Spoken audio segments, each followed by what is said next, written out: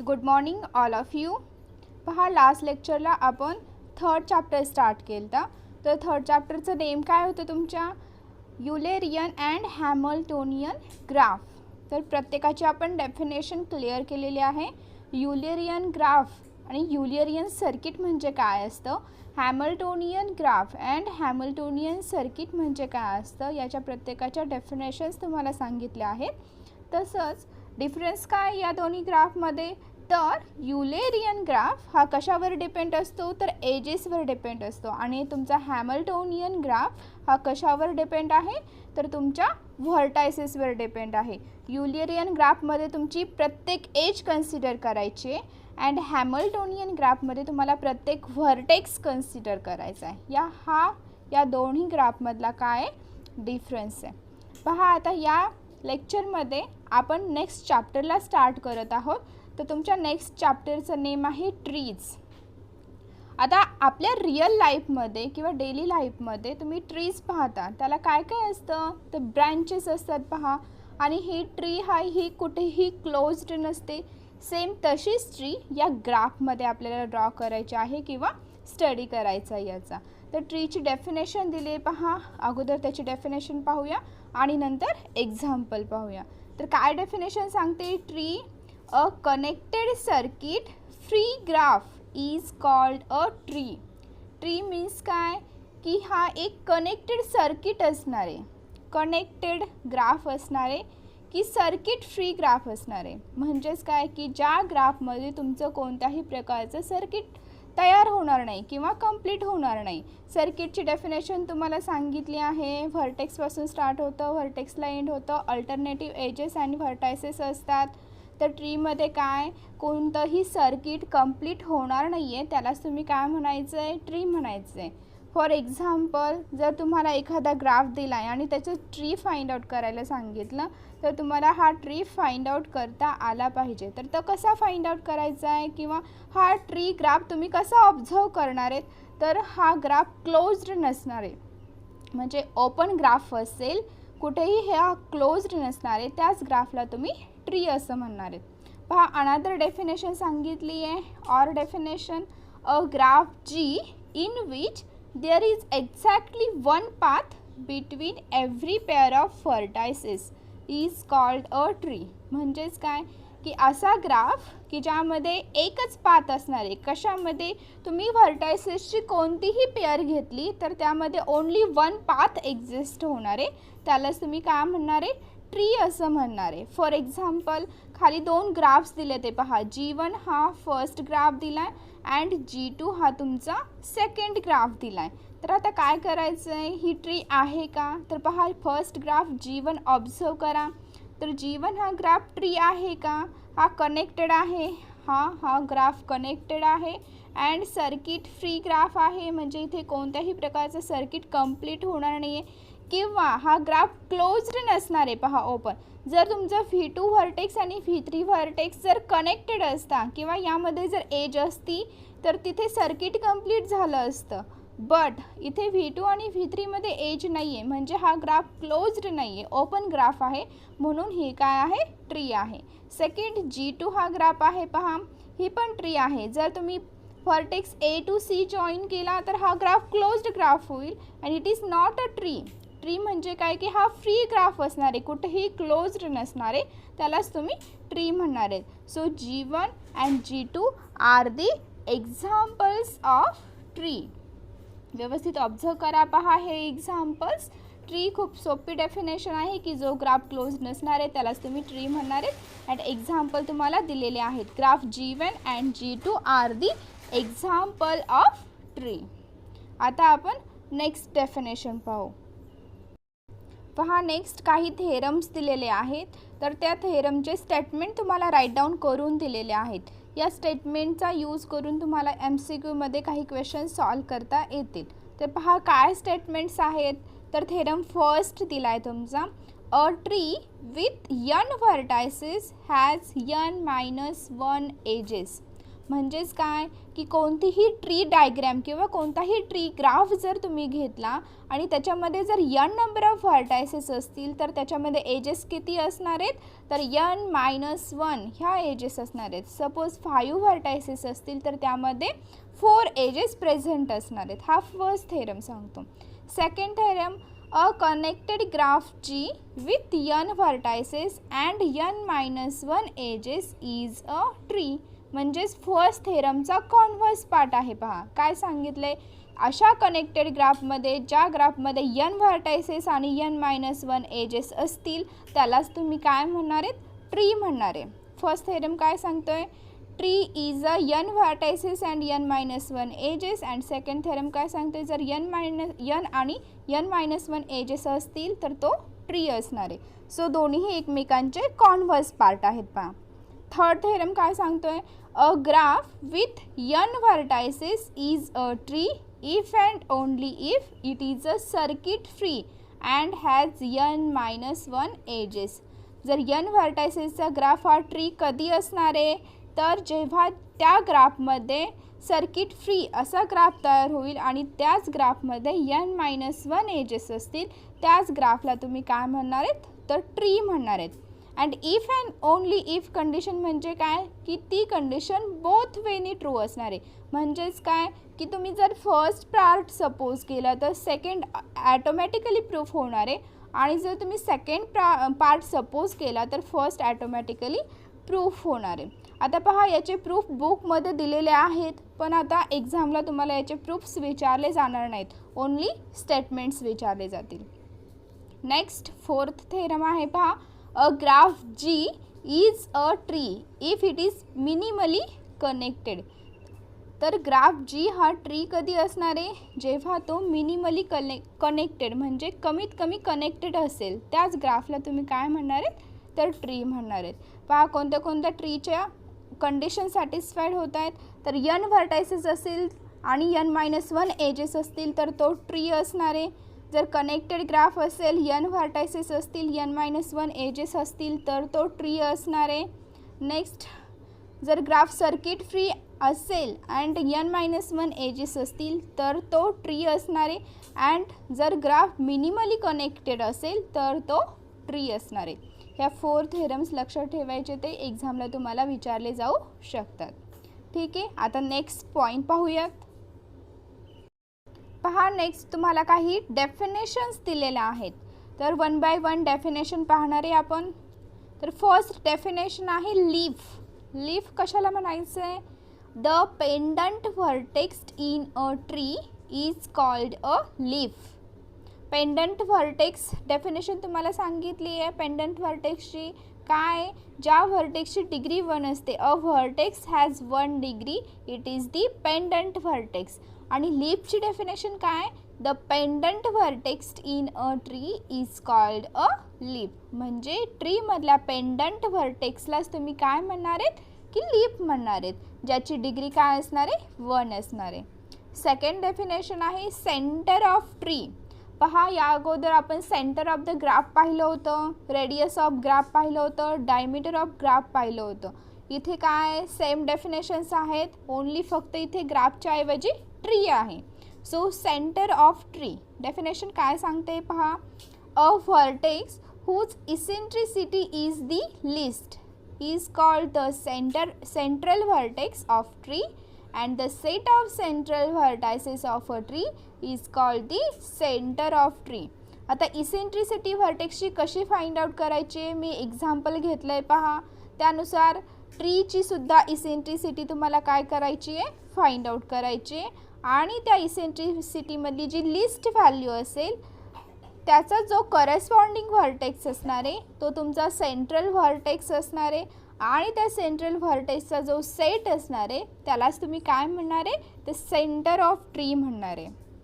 Next definition आहे पहा radius of tree.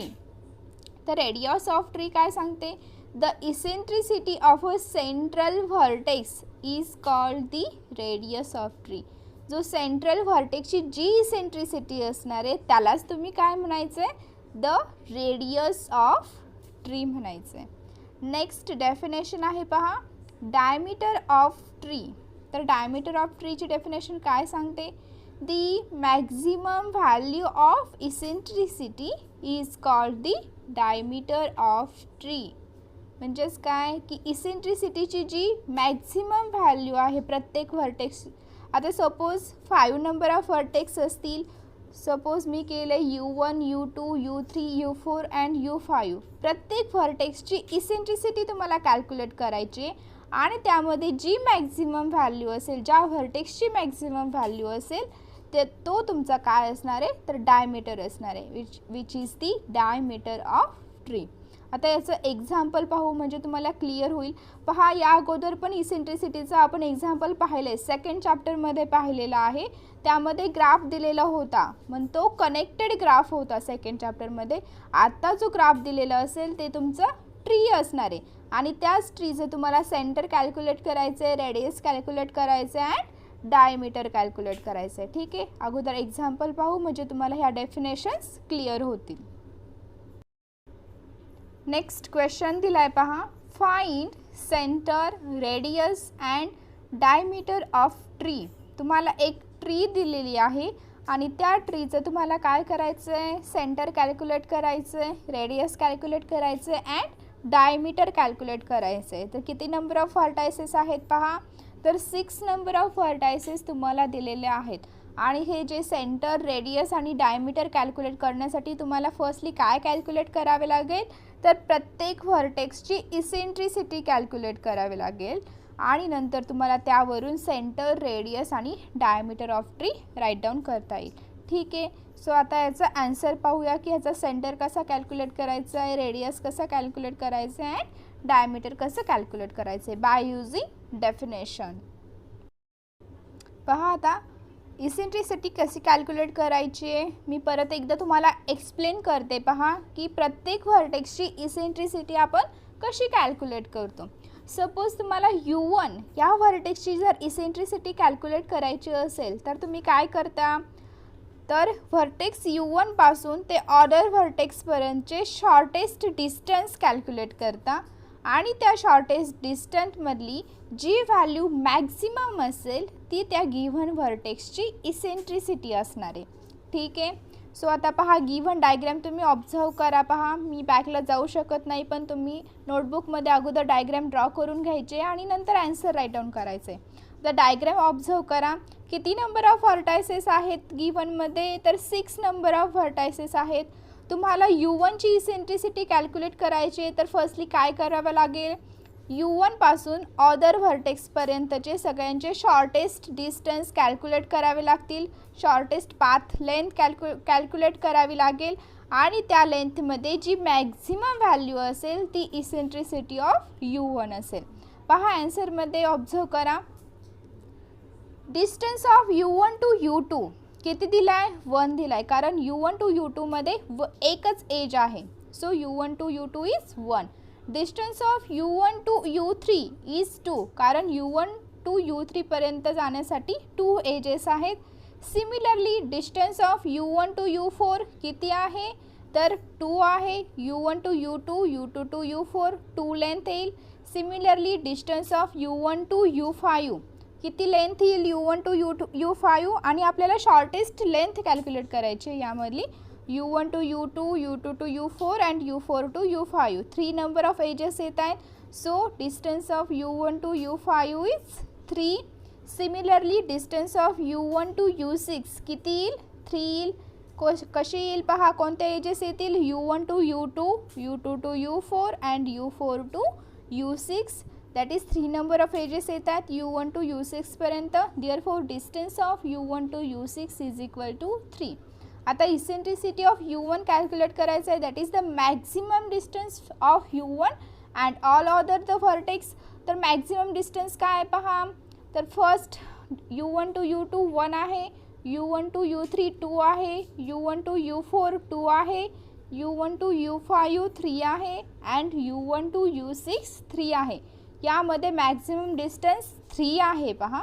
Therefore the eccentricity of U1 is equal to 3. आता मी फक्त एकाच व्हर्टेक्सची इसेंट्रिसिटी इथे कॅल्क्युलेट करून दिलेली आहे.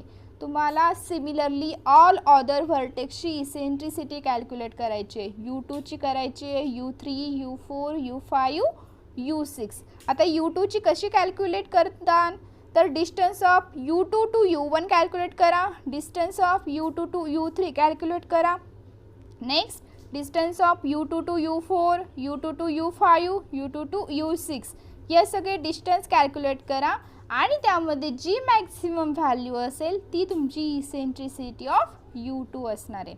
सिमिलरली मी डायरेक्टली इसेंट्रिसिटी लिहिली आहे पहा, E of U1 that is the eccentricity of U1. Similarly eccentricity of U2 is equal to 2, eccentricity of U3 is equal to 3, eccentricity of U4 is equal to 2 and eccentricity of U5 is equal to 3 and eccentricity of U6 is equal to 3. ह्या सगळ्या प्रत्येक व्हर्टेक्सच्या काय केल्यात, इसेंट्रिसिटीज calculate केल्यात. आता काय calculate करायचं आहे आपल्याला, तर सेंटर ऑफ ट्री कॅल्क्युलेट करायचं आहे. तर डेफिनेशन पहा काय दिली आहे सेंटर ऑफ ट्रीची, a vertex whose eccentricity is least, म्हणजे ज्या व्हर्टेक्सची इसेंट्रिसिटी लिस्ट असणार आहे ते तुमचे सेंट्रल व्हर्टेक्स असणार आहेत. आता लिस्ट इसेंट्रिसिटी कोणती आहे पहा, 3 ही मोस्ट इसेंट्रिसिटी म्हणजे हायेस्ट इसेंट्रिसिटी आहे and 2 is the minimum eccentricity आहे. Therefore the centre of tree काय येईल, centre of tree U2 and U4 is the center of tree. का, कारण it is the least eccentricity. highest eccentricity तुमची 3 आहे and least eccentricity तुमची 2 आहे. So 2 eccentricity असणारे वर्टेक्स कोणते आहेत, U2 and U4. Therefore the center of tree is U2, U4. Next radius of tree, definition काय सांगते radius of tree ची, the eccentricity of a central vertex is called the radius of tree. central vertex ची जी eccentricity असणार आहे तिलाच काय म्हणायचं आहे, radius of tree. आता सेंट्रल व्हर्टेक्स कोणते आलेत, U2 आणि U4 आलेत, त्याची eccentricity किती आहे, 2 आहे. therefore the radius of tree is equal to 2. Similarly diameter of tree काय डेफिनेशन सांगते डायमीटर ऑफ ट्रीची, तर the maximum value of eccentricity is called the diameter of tree. आता मॅक्झिमम व्हॅल्यू कोणती येईल, मॅक्झिमम व्हॅल्यू तर पहा U1ची 3 आहे, U2ची 2 आहे, U3ची 3 आहे, U4ची 2 आहे, U5ची 3 आहे अँड U6ची पण 3 आहे. So the maximum value of eccentricity is 3, therefore the diameter of tree is equal to 3. हे झालं गिव्हन क्वेश्चनचं आन्सर. तर गिव्हनमध्ये तुम्हाला काय काय विचारलं होतं, सेंटर ऑफ ट्री विचारलं होतं, जे काय आलं आहे U2 आणि U4 आलं आहे, रेडियस ऑफ ट्री किती आलं आहे 2 आला आहे and the diameter of tree किती आला आहे तर 3 आला आहे. हे झालं रिक्वायर्ड आन्सर. तुम्हाला एक क्वेश्चन होमवर्कसाठी देते पहा, घरी ट्राय करायचं आहे प्रत्येकाने त्याची रेडियस कॅल्क्युलेट करायची आहे, डायमीटर कॅल्क्युलेट करायचं आहे अँड सेंटर पण कॅल्क्युलेट करायचं आहे. ठीक आहे, पहा गिवन क्वेश्चन दिला आहे होमवर्कसाठी, find eccentricity of each vertex in the following tree and also find centre, radius and diameter of tree. गिवनमध्ये ट्री दिला आहे पहा, किती नंबर ऑफ व्हर्टायसेस दिले ते, तर 6 नंबर ऑफ व्हर्टायसेस दिलेले आहेत. प्रत्येक व्हर्टेक्सची इसेंट्रिसिटी कॅल्क्युलेट करा आणि त्याचा यूज करून त्याचं centre, radius and diameter of the tree हे कॅल्क्युलेट करा. होमवर्कसाठी क्वेश्चन आहे, प्रत्येकाने सॉल्व करायचा आहे. ठीक आहे, आता नेक्स्ट पॉईंट पाहू. पहा नेक्स्ट डेफिनेशन दिलेलं आहे तुम्हाला. तर फर्स्ट डेफिनेशन आहे ट्री सबग्राफ. तर कशाला म्हणायचे tree subgraph, a subgraph of G which is a tree is called a tree subgraph of G. म्हणजे गिव्हन ग्राफचा जो सबग्राफ असणार आहे, म्हणजेच काय, सबग्राफची डेफिनेशन तुम्ही पाहिलेली आहे पहा, फर्स्ट का सेकंड चॅप्टरमध्ये आहे सबग्राफ, फर्स्ट चॅप्टरमध्ये आहे आय थिंक. तर सबग्राफच्या डेफिनेशननुसारच तुम्हाला काय करायचं आहे, तर subgraph of the tree calculate करायचं आहे. सेकंड डेफिनेशन आहे स्पॅनिंग ट्री. तर काय डेफिनेशन सांगते पहा, a tree subgraph T of a connected graph G containing all the vertices of G is called a spanning tree of G. म्हणजेच काय, असा ट्री सबग्राफ की जो कनेक्टेड असणारे आणि सगळे व्हर्टेक्स येणारे जे गिव्हन ग्राफ जी मध्ये असतील त्यालाच तुम्ही काय म्हणणार आहेत, तर स्पॅनिंग ट्री असं म्हणणार आहेत. कशाचं, गिव्हन ग्राफ जीचं. पहा याच्यावरचं एक्झाम्पल पाहिल्यानंतर तुम्हाला ह्या डेफिनेशन्स क्लिअर होतील की ट्री सबग्राफ म्हणजे काय, स्पॅनिंग ट्री म्हणजे काय. पहा तुम्हाला गिव्हन ग्राफ जी दिलेला आहे आणि या ग्राफचं यूज करून काय करायचं आहे, तर स्पॅनिंग ट्रीज कॅल्क्युलेट करायचे आहेत. तर कशा कॅल्क्युलेट करणार आहेत, तर बाय डेफिनेशन काय सांगते definition, a tree subgraph T of a connected graph G containing all the vertices of G is called spanning tree of G. म्हणजेच काय की स्पॅनिंग ट्रीमध्ये जे गिव्हन ग्राफ जी मधले व्हर्टायसेस आहेत ते सगळे नंबर ऑफ व्हर्टायसेस काय येणार आहेत तुमच्या स्पॅनिंग ट्रीमध्ये येणार आहेत. पहा गिव्हन ग्राफ जी मध्ये किती नंबर ऑफ व्हर्टायसेस आहेत, तर 5 नंबर ऑफ व्हर्टायसेस आहेत. ते 5 नंबर ऑफ व्हर्टायसेस तुमच्या स्पॅनिंग ट्रीमध्ये येणार आहेत. पहा खाली T1 अँड T2 हे दोन स्पॅनिंग ट्रीज दिलेले आहेत. त्यामध्ये पण 5 नंबर ऑफ व्हर्टेक्स दिलेत फर्स्ट T1 मध्ये अँड T2 मध्ये पण 5 नंबर ऑफ व्हर्टेक्स दिलेले आहेत. पण ह्या स्पॅनिंग ट्रीज आहेत का, तर ही ट्री आहे. पहा ट्री म्हणजे काय की ही कुठेही क्लोज्ड नाही आहे, म्हणजेच त्याला काय म्हणणार आहेत तुम्ही, ट्री म्हणणार आहेत. आणि स्पॅनिंग ट्री कधी म्हणणार आहेत, जेव्हा गिव्हन ग्राफ जी मधले जेवढे नंबर ऑफ व्हर्टेक्स असतील तेवढे नंबर ऑफ व्हर्टेक्स तुमच्या ट्रीजमध्ये असतील तर तो ट्री काय होणार आहे तुमचा, स्पॅनिंग ट्री होणार आहे. तर आहे का स्पॅनिंग ट्री. पहा T1 फर्स्ट ट्री आहे कारण हा क्लोज्ड नाही आहे. स्पॅनिंग ट्री आहे का, आहे का, कारण जी मध्ये 5 नंबर ऑफ व्हर्टायसेस आहेत अँड T1 मध्ये पण 5 नंबर ऑफ व्हर्टायसेस आहेत. T2 हा स्पॅनिंग ट्री होईल का, तर होईल, कारण T2 मध्ये पण 5 नंबर ऑफ व्हर्टायसेस आहेत आणि गिव्हन ग्राफ जी मध्ये पण 5 नंबर ऑफ व्हर्टायसेस आहेत. हे कशाचे एक्झाम्पल झाले, तर स्पॅनिंग ट्रीचे एक्झाम्पल झाले. पहा सिमिलरली हेच एक्झाम्पल गिव्हन ग्राफ जी दिलेला आहे and T1 and T2 spanning trees दिलेले आहेत. याच एक्झाम्पलचा यूज करून तुम्हाला काय कॅल्क्युलेट करायचं आहे, तर branches and chord of tree. Given ट्रीचा ब्रँचेस काय असतील अँड कॉर्ड काय असणार आहे ते कॅल्क्युलेट करायचे. ही जी डायग्रॅम आहे ती नोटबुकमध्ये ड्रॉ करून ठेवा. त्यानंतर नेक्स्ट पॉईंट पाहणार आहे आपण branches and chord of tree. त्याच्या अगोदर तुम्हाला डेफिनेशन सांगते आणि सिमिलरली हेच एक्झाम्पल यूज करून तुम्हाला याच्या ब्रँचेस अँड कॉर्ड कॅल्क्युलेट करायच्यात स्पॅनिंग ट्री T1च्या अँड स्पॅनिंग ट्री T2च्या. फर्स्टली डेफिनेशन पाहूयात. मी नेक्स्ट जेव्हा डेफिनेशन सांगल त्यानंतर ह्या डायग्रॅम परत ड्रॉ करून देणार नाही आहे. तुम्ही ह्या डायग्रॅमचा यूज करायचा आहे आणि त्यावरून तुम्हाला branches and chord of tree calculate करायचे. ठीक आहे, अगोदर डेफिनेशन्स पाहूयात. पहा नेक्स्ट डेफिनेशन आहे branches and chord of tree. तर डेफिनेशन काय सांगते, the edges of G which are included in the spanning tree T are called branches of T, while the remaining edges of G are called chords of T. तर काय definition सांगते, तर spanning ट्रीमध्ये ज्या edges included आहेत त्यालाच तुम्ही काय म्हणणार आहेत, ब्रँचेस असं म्हणणार आहेत. आणि ज्या स्पॅनिंग ट्रीमध्ये एजेस नाहीत त्यालाच तुम्ही काय म्हणणार आहेत, कॉर्ड्स असं म्हणणार आहेत. म्हणजे ज्या एजेस स्पॅनिंग ट्रीमध्ये आहेत त्या ब्रँचेस आणि ज्या एजेस स्पॅनिंग ट्रीमध्ये नाही आहेत पण गिव्हन ग्राफ जी मध्ये आहेत त्या काय असणार आहेत, तर कॉर्ड असणार आहेत. खाली काय सांगितलं आहे, एक्झाम्पल दिलं आहे पहा, for T1 and for T2. अगोदरच्या डायग्रॅम ऑब्झर्व करायच्यात. पहा मी ते परत डायग्रॅम काढलेले नाही आहेत, त्यामध्ये तुम्हाला branches and chords find out करायचे आहेत. फॉर T1 साठी ब्रँचेस कोणत्या कोणत्या येतील, तर ज्या एजेस गिव्हन स्पॅनिंग ट्रीमध्ये प्रेझेंट आहेत त्या ब्रँचेस असतील.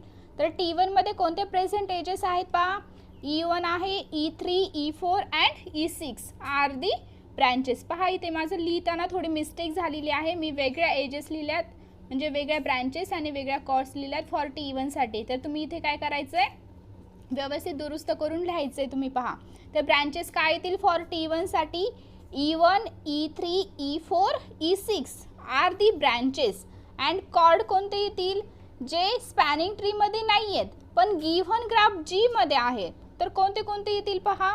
E2 येईल, E5 येईल अँड E7 येईल. ठीक आहे. Are the chords for T1 साठी. फॉर T2 साठी कोणते कोणते ब्रँचेस येतील पहा. T2 मध्ये कोणते कोणते नंबर ऑफ एजेस प्रेझेंट आहेत स्पॅनिंग ट्रीमध्ये. तर E1 आहे, E2 आहे, E5 आहे, E6 आहे. E1, E2, E5, E6 are the branches of tree and chords of tree म्हणजे काय की ज्या एजेस स्पॅनिंग ट्री T2 मध्ये नाही आहेत पण गिव्हन ग्राफ जी मध्ये आहेत. तर कोणते कोणते येतील कॉर्ड्स मग. तर E3, E4, E7 are the chords of T2. तर पहा ब्रँचेस काय असतात आणि कॉर्ड काय असतं गिव्हन ट्रीचं हे तुम्हाला कळालं असेल. ठीक आहे. आता नेक्स्ट डेफिनेशन किंवा नेक्स्ट पॉईंट पाहूयात. पहा जर गिव्हन ग्राफ जी तुम्हाला दिलेला असेल तर त्या ग्राफचं रँक कशी कॅल्क्युलेट करायची आहे, नलिटी कशी कॅल्क्युलेट करायची आहे ते यामध्ये दिलेलं आहे. पहा तर रँक ऑफ जी काय असणार आहे is equal to the number of branches in spanning tree that is rank of G is equal to n-1. n म्हणजेच काय असणार आहे तर तुमचे नंबर ऑफ व्हर्टायसेस असणार आहेत. And the nullity of G means the number of chords with respect to any spanning tree. That is the formula is nullity of G is equal to E minus in bracket n-1 that is equal to E minus n plus 1. E is the number of edges and n is the number of vertices. पहा next example दिले तुम्हाला. तर काय सांगितलं एक्झाम्पलमध्ये find rank and nullity if n is equal to 5 and E is equal to 7. तर कसं calculate करणार आहे. रँकचा फॉर्म्युला दिलेला आहे. Rank is equal to n-1 that is 5 - 1 is equal to 4 and nullity is equal to E minus n plus 1 that is equal to 7 minus 5 plus 1 is equal to 3. n काय आहेत तुमचे number of vertices असणार आहेत and E is equal to number of edges. आता इथे vertices आणि edges तुम्हाला गिव्हनमध्ये दिलेला आहेत. सपोज तुम्हाला एखादा ग्राफ दिलेला असेल आणि त्याची रँक आणि नलिटी कॅल्क्युलेट करायला सांगितली तर काय करायचं आहे. अगोदर नंबर ऑफ व्हर्टेक्स ऑब्झर्व करायचेत त्यावरून n ची व्हॅल्यू तुम्ही लिहिता. नंबर ऑफ एजेस कॅल्क्युलेट करायच्या त्यावरून E ची व्हॅल्यू लिहिता आणि त्यानंतर त्याची रँक अँड नलिटी कॅल्क्युलेट करायची. ठीक आहे. आता नेक्स्ट डेफिनेशन पाहूयात. पहा तुमची नेक्स्ट डेफिनेशन आहे फंडामेंटल कट सेट. तर तुम्हाला कट एज माहीत आहे सेम तशीच डेफिनेशन आहे फंडामेंटल कट सेटची. तर डेफिनेशन काय सांगते पहा. Let G be a connected graph, a minimal set S of edges in G whose removal from G leaves the disconnected graph into two connected components is called a cut set in G. म्हणजेच काय की असा set की जो given ग्राफमधून काढून टाकल्यानंतर किंवा leave केल्यानंतर गिव्हन ग्राफ काय होणार आहे डिस्कनेक्ट होणार आहे कनेक्टेड कंपोनंटमध्ये. त्यालाच काय म्हणायचं आहे तुम्ही फंडामेंटल कट सेट. मग अशा कोणत्या नंबर ऑफ एजेस आहेत की ज्या गिव्हन ग्राफमधून काढून टाकल्यानंतर गिव्हन ग्राफ काय होईल डिस्कनेक्ट होईल. त्यालाच तुम्ही काय म्हणणार आहे कट सेट किंवा फंडामेंटल कट सेट्स असं म्हणणार आहे. खाली एक्झाम्पल दिलं आहे पहा. गिव्हन ग्राफ दिला आहे 7 नंबर ऑफ व्हर्टेक्स आहेत गिव्हन ग्राफमध्ये अँड 9 नंबर ऑफ एजेस दिलेल्या आहेत. तर अशा कोणत्या एजेस आहेत ज्या कट केल्यानंतर गिव्हन ग्राफ काय होईल तर डिस्कनेक्ट होईल. आता कट सेट प्रत्येकाचे वेगळे पण असू शकतात. पहा तुम्ही कोणत्या एजेस कट करताय यावर ते डिपेंड आहे. सो मी कोणत्या एजेस कट केल्यात जर E1, E2 अँड E3 या जर एजेस मी कट केल्या तर ग्राफ काय होईल दोन पार्टमध्ये डिव्हाइड होईल म्हणजे ग्राफ डिस्कनेक्ट होईल. म्हणूनच E1, E2 and E3 is the cut set. मी फक्त एकच एज डिलीट केली E1 तरी ग्राफ कनेक्टेड राहणार आहे. जर E1 आणि E2 जरी डिलीट केली तरी पण ग्राफ कनेक्टेड राहणार आहे.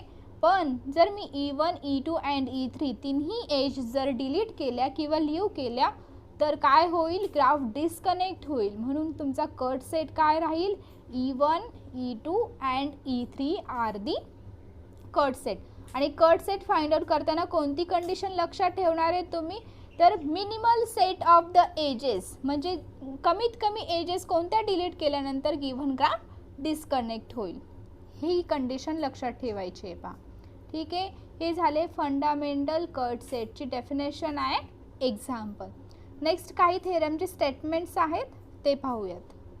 पहा, नेक्स्ट थेरम दिलेला आहे, theorem 1. Let G be a connected graph and T be any spanning tree of G.